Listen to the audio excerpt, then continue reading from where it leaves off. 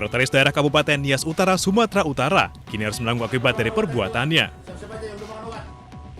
Usai terjaring razia yang diduga berpesta narkoba, Yafeti Nazara terancam dicopot dari jabatannya.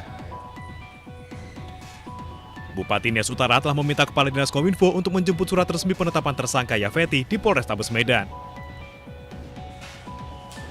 Sebagai ASN sebenarnya harus menjadi panutan, apalagi dia sudah sekda. Dan tentu kita tidak bermain-main dengan hal-hal seperti ini.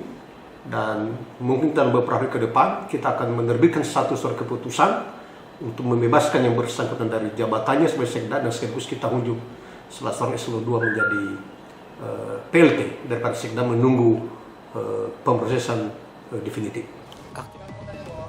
Sebelumnya, Yafeti Nazara terjeduk razia oleh Satres Narkoba Polrestabes Medan. Ia kedapatan berpesta narkoba dengan 8 orang lainnya di sebuah tempat hiburan malam di Medan.